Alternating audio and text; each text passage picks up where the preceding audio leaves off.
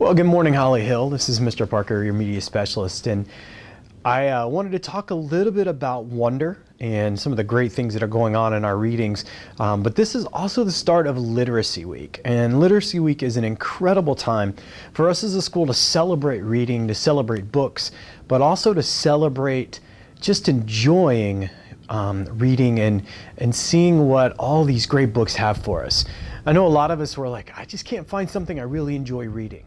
Well, I can promise you, once you find it, and you're going to need to look, and sometimes it's going to take some work and it's going to take some time, but once you find that author or that subject or something like that, it is going to just change your life. You're going to see the world totally differently. You're going to see books differently as well, and you're going to see how important reading really is. This week for Literacy Week, we have some great things planned. We're going to have a special guest reader coming in this week. On Thursday, we're going to do reading bingo, or book bingo, where Dr. DeBrule and Ms. Boggs have some great ideas, and they're going to be sharing some more information with you. But for right now, I would love for you to stop by and see me in the Media Center, see me or Miss Terry. We would love to show you some of our books, some of our Sunshine State books, just some of our books that we think you're really going to enjoy. Well, I wanted to show you some places that I love to read, and one of the places is right here in my backyard. I love sitting out here on a cool day when the wind's blowing and it's just kind of a nice breezy day, and just enjoying being outdoors. Sometimes with reading, you need to find that place. You need to find the place that you're happy, where you can be relaxed and comfortable. Maybe it may not be outside. It might be in your room. It might be somewhere else. I don't know where it is, but once you find it, use that place as a time to just enjoy just becoming more involved in the books you read. Well, today I'm going to get to read some more to you, and I'm excited about that. I'm going to start on page 33, and we ended on 32, so we're going to start on page 33, and the title of this chapter is Home. As soon as we had walked at least half a block from the school, Mom said, "So, how'd it go? Did you like it?" "Not yet, Mom. When we get home," I said. The moment we got inside the house, I ran to my room and threw myself on the bed. I could tell Mom didn't know what was up, and I guess I really didn't either. I felt very sad and a tiny bit happy at the exact same time. Kind of like that laughing, crying feeling all over again. My dog, Daisy, followed me into the room, jumped on the bed, and started licking me all over my face. "Who's a good girlie?" I said in my dad voice. "Who's a good girlie?" "Is everything okay, sweetness?" Mom asked. She wanted to sit down beside me, but Daisy was hogging the bed. "Excuse me, Daisy." She sat down, nudging Daisy over. "Were those kids not nice to you, Augie?" "Oh no," I said, half lying. "They were okay." "But were they nice?" Mr. Tushman went out of his way to tell me that what a sweet kids they were. "Uh-huh," I nodded, but kept looking at Daisy, kissing her on the nose and rubbing her ear until her back leg did that little flea scratch shake. "That boy Julian seemed especially nice," Mom said. "Oh no, he was the least nice. I like Jack though. He was nice. I thought his name was Jack Will, but it's just Jack." "Wait, maybe I'm getting them confused. Which one was the one with the dark hair that was brushed forward?" "Julian. And he wasn't nice?" "No, not nice." "Oh." She thought about this for a second. "Okay. So is the kind of kid who's one way in front of grown-ups and another way in front of kids?" "Yeah, I guess." "Ah, hate those," she answered, nodding. He was like, "So, August, what's the deal with your face?" I said, looking at Daisy the whole time. "Were you in a fire or something?" Mom didn't say anything. When I looked up, I could tell she was completely shocked. "He didn't say it in a mean way," I said quickly. "He was just asking." Mom nodded. "But I really like Jack," I said. He was like, "Shut up, Julian." And Charlotte was like, "You're so rude, Julian." Mom nodded again. She pressed her fingers on her forehead, like she was pulsing against a headache. "I'm so sorry, Augie," she said quietly. Her cheeks were bright red. "No, it's okay, Mom, really. You don't have to go to school if you don't want to, sweetie." "I want to," I said. "Augie?" "Really, Mom, I want to." And I wasn't lying. First day jitters. Okay, so I admit that the first day of school I was so nervous that the butterflies in my stomach were more like pigeons flying around my insides. Mom and Dad were probably a little nervous too, but they acted all excited for me, taking pictures of me and Via before we left the house, since it was Via's first day of school too. Up until a few days before, we still weren't sure I would be going to school at all. After my tour of the school, Mom and Dad had reversed sides on whether I should go or not. Mom was now the one saying I shouldn't go, and Dad was saying I should. Dad had told me he was really proud of how I handled myself with Julian, and that I was turning into quite a strong young man. And I heard him tell Mom that he now thought she had been right all along. But Mom, I could tell, wasn't so sure anymore. When Dad told her that he and Via wanted to walk me to school today, since it was on the way to the subway station, Mom seemed relieved. We would all be going together, and I guess I was too. Even though Beecher Prep is a few blocks from our house, I'd only been on that block a couple of times before. In general, I try to avoid blocks where there are a lot of kids roaming around. On our block, everyone knows me, and I know everybody. I know every brick and every tree trunk and every crack in the sidewalk. I know Miss Grimaldi, the lady who's always sitting by her window, and the old guy who walks up and down the street whistling like a bird. I know the deli on the corner where Mom gets our bagels, and the waitresses at the coffee shop who all call me honey and give me lollipops whenever they see me. I love my neighborhood of North River Heights, which is why it was so strange to be walking down these blocks feeling like it was all new to me suddenly. Aimforce Avenue, a street I've been down a million times, looked totally different for some reason. Full of people I never saw before, waiting for buses pushing strollers. We crossed Amfords and turned onto Heights Place. Via walked next to me like she usually does, and Mom and Dad were behind us. As soon as we turned the corner, we saw all the kids in front of us, hundreds of them, talking to each other in little groups, laughing or standing with their parents who were talking with each other's parents. I kept my head way down.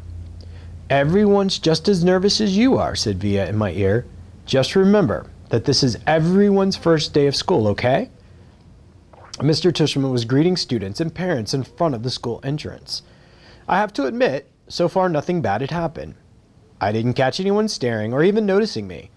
Only once did I look up to see some girls looking my way and whispering with their hands cupped in their mouths. But they looked away when they saw me notice them. We reached the front entrance. Okay, so this is it, big boy, said Dad, putting his hands on top of my shoulders. Have a great first day. I love you, said Via, giving me a big kiss and a hug. You too, I said. I love you, Augie, said Dad, hugging me. Bye. Then Mom hugged me, but I could tell she was about to cry, which would have totally embarrassed me. So I just gave her a fast, hard hug, turned, and disappeared into the school. Locks. I went straight to room 301 on the third floor. Now I was glad I'd gone on that little tour because I knew exactly where to go and didn't have to look up once. I noticed that some kids were definitely staring at me now. I did my thing of pretending not to notice. I went inside the classroom and the teacher was writing on the chalkboard while all the kids sitting at a different desk. The desks were in a half circle facing the chalkboard, so I chose the desk in the middle toward the back, which I thought would make it harder for anyone to stare at me. I still kept my head way down, just looking up enough from under my bangs to see everyone's feet. As the desk started to fill up, I did notice that no one sat next to me. A couple of times someone was about to sit next to me and then changed his or her mind at the last minute and sat somewhere else. Hey, August! It was Charlotte giving me a little wave. She sat down at a desk in front of the class. Why anyone would ever choose to sit up in front of a class, I don't know. Hey, I said, nodding hello. Then I noticed Julian was sitting a few seats away from her, talking to other kids. I know he saw me, but he didn't say hello. Suddenly, someone was sitting right next to me. It was Jack Will. Jack. What's up? He said, nodding at me. Hey, Jack, I answered, waving my hand, which I immediately wish I hadn't done, because I kind of felt uncool. Okay, kids. Okay, everybody, settle down, said the teacher now facing us. she had written her name, Miss Petrosia, on the chalkboard. "Everybody find a seat, please. Come in," she said to a couple of kids who'd just walked in the room. "There's a seat there and right there." She hadn't noticed me yet. Now, the first thing I want to do is everyone to stop talking, and she noticed me. "Put your backpacks down and quiet down." She had only hesitated for a millionth of a second, but I could tell the moment she saw me, like I said, I'm used to it by now. "I'm going to take attendance and do a seating chart," she continued, sitting on the edge of her desk. Next to her, there were 3 neat rows of accordion folders. "When I call your name, come up and I'll hand you a folder with your name on it. It contains your class schedule and your combination lock, which you should not try to open till I tell you. Your locker number is written on your class schedule. Be forewarned that some lockers are not right outside this class, but down the hall. And before anyone even thinks of asking, no, you cannot switch lockers and you can't switch locks. And if there's time at the end of this period, we are all going to get to know each other a little better. Okay? Okay." She picked up the clipboard on her desk and started reading out names loud. "Okay, Julian Albons," she said, looking up. Julian raised his hand and said, "Here," at the same time. "Hi, Julian," she said, making note on her seating chart. She picked up the very first folder and held it out toward him. "Come pick it up," she said in a kind nonsense. He got up and took it to her. "Zimia Chen?" She handed a folder to each kid as she read off the names. As she went down the list, I noticed the seat next to me was the only one still empty, even though there were 2 kids sitting at one desk just a few seats away. When she called the name of one of them, a big kid named Henry Joplin, who'd already looked like a teenager, she said, "Henry, here's an empty desk right over there. Why don't you take that seat, okay?" She handed him his folder and pointed him to the desk next to mine. Although I didn't look at him directly, I could tell Henry did not want to move next to me, just by the way he dragged his backpack on the floor as he came over, like he was moving on in slow motion. Then he plopped his backpack up really high on the right side of his desk, so it was kind of like a wall between his desk and mine. "Maya Markovitz," Miss Petrosia was saying. "Here," said a girl about 4 desks down from me. "Miles Norrie?" "Here," said the kid that had been sitting with Henry Joplin. As he walked back to his desk, I saw him shoot Henry a poor you look. "August Pullman," said Miss Petrosia. "Here," I said, quietly raising my hand a bit. "Hi, August," she said, smiling at me very nicely when I went to get my folder. I kind of felt everyone's eyes burning into my back for a few seconds. I stood in the front of the class and everybody looked down when I walked back to my desk. I resisted spinning the combination when I sat down, even though everyone else was doing it, because she had specifically told us not to. I'd always been pretty good at opening locks anyway, because I've used them on my bike. Henry kept trying to open his lock, but he couldn't. He was getting frustrated and kind of cursing under his breath. Miss Petrosia called out the next few names. The last name was Jack Will.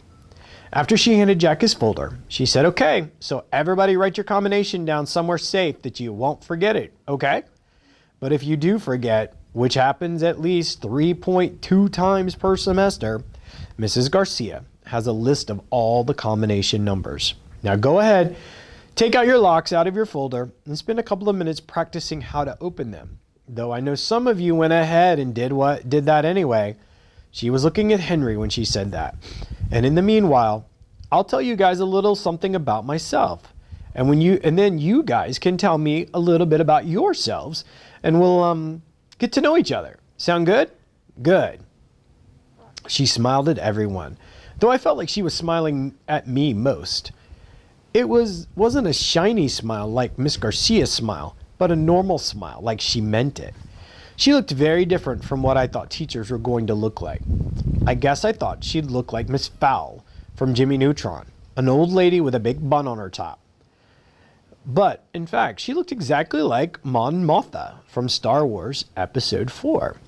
Haircut kind of like a boy's, with a big white shirt, kind of like a tunic. She turned around and started writing on the chalkboard. Henry couldn't still get his lock to open, and he was getting more and more frustrated every time someone else popped one open. He got really annoyed when I was able to open mine on the first try. The funny thing is, if he hadn't put the backpack between us, I most definitely would have offered to help him. All right, guys, well, that's going to take us up to the next chapter on page 41, Around the Room. I hope you're enjoying this so far. I know I'm enjoying listening to our readers and walking around and hearing your teachers read the story as well. And I just want to tell you, find a story that is going to speak to you. And that's what's going to continue your eagerness to read. Reading is not something that we can force you to do. It's something that you're going to need to do on your own. And sometimes it takes a little bit of time, but don't give up. You're going to do great at it. Well, have a great day, and we'll see you tomorrow. Bye, guys.